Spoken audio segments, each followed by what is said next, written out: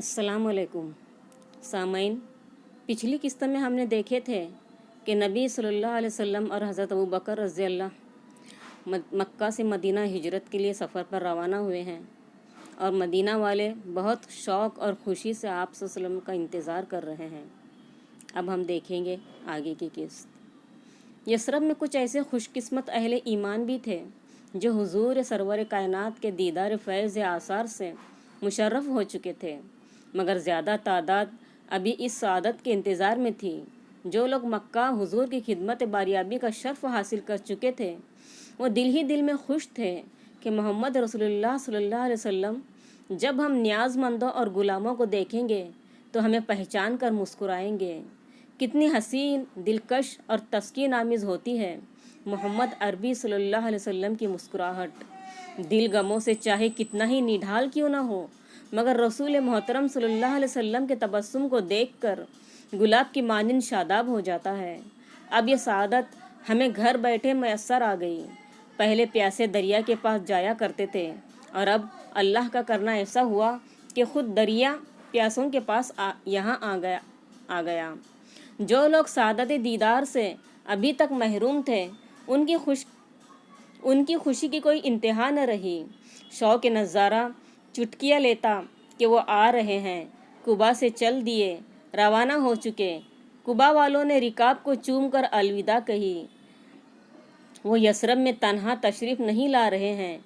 उनके जुलों में बरकतें हैं, सआदतें हैं, हिदायतों के परचम, भलाइयों के निशान और नेकियों के ख़जाने हैं। उनके कदम रंज फरमाई से यसरिब की तारीख़ का नया बाब शुरू हो जाएगा। और हाँ देखना, इजहार अकीदत में कोई कमी न रह जाए। उनकी राह में सचमुच दिल और आंखें बिछा देना। यसरिब के बाशिंदों को खुशखबरी मिली, हज़रत मोहम्मद रसूलुल्लाह सल्लल्लाहु अलैहि वसल्लम तशरीफ़ ला रहे हैं। बस कोई दम में सवारी बाद बहार आया चाहती है। नखलिस्तानों का सिलसिला यसरिब के आसपास न होता तो कोकब नबूवत कभी का नज़र आ जाता। इंतज़ार की सातें ख़त्म हुई। दीदार की तमन्नाओं को मुबारकबाद दो कि वो जान नज़ारा आने ही वाला है। जी भर कर उसके जमाल जहाँ आरा से कस्ब सआदत करना। तमाम यसरब सरकार दो आलम के पेशवाई के लिए उमड़ आया। उनमें ज़्यादा अहले नज़र और बहुत थोड़े तमाशाई थे। जवान और बड़े लोग हथियारों से सच कर घरों से निकले। तलवारों के जौहर खूबसूरत नियामों के घूंघटों से झांकते थे। दीदा ज़ेब तरकश कीमती नीज़े और खुश मंजर फेरे बहार दे रहे थे। किसी गरीब के पास फटी हुई ज़िरा थी तो उसे जल्दी से कांधे पर डाल कर चल दिया। माओं ने बच्चों के मुंह धुलाकर साफ़ सुथरे कपड़े पहनाए कि ये मासूम भी सरवर कायनात के खैर मकदम की सआदत से क्यों महरूम रहे। यसरिब के हर घर में खुशी रक्स कर रही थी। आज अहले यसरिब की ईद थी, बल्कि ईदुल अयाद। चश्मे फलक और दीदा में अंजुम ने बहुत से शहंशाहों, हाकिमों और फातिहों के शानदार इस्तकबाल और खैर मकदम के जश्न देखे थे, मगर ये इस्तकबाल अपनी अहमियत और तकदीस के एतबार से निराला और मुमताज़ था। यसरिब में आज कौन आ रहा था? दुनिया के सबसे बड़े इंसान, खुदा का बरगज़ीदा तरीन बंदा, नबियों का सरदार और रसूलों का पैगंबर, हज़रत इब्राहीम व मूसा के सहीफ़ों, इश्तिया की मुक़द्दस किताब और जकूक नबी की पेशगोई में इसी ज़ात कुदसी और वजूद ग्रामी के आमद का ज़िक्र था। हज़रत मसीह के हवारियों में यूहन्ना बड़ी शख्सियत का मालिक गुज़रा है। इसी यूहन्ना से जनाब मसीह ने फरमाया, मैं अपने आसमानी बाप यानी अल्लाह ताला से फ़ारकलीत यानी मोहम्मद सल्लल्लाहु अलैहि वसल्लम को तलब करता हूँ ताकि वो तुम्हारे साथ अब्दुल आबाद तक रहे। वो खुदा की रूह है और तुम्हें हर नेक बात की तालीम देगा। ज़बूर में भी इसी अंदाज की पेशन गोई की गई थी। इस मोहम्मद सल्लल्लाहु अलैहि वसल्लम का नाम अब्द तक बाकी रहेगा।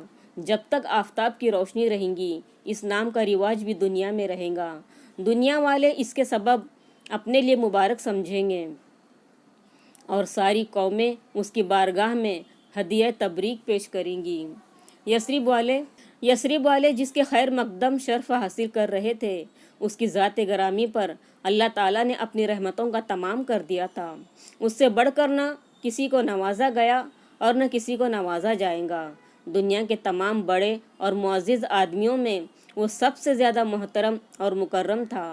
اس کے مناقب و محامد کی کوئی حد نہیں۔ شرف مجاہد کے بلند سے بلند مقامات بھی اس کے منصب سے فروتر ہیں۔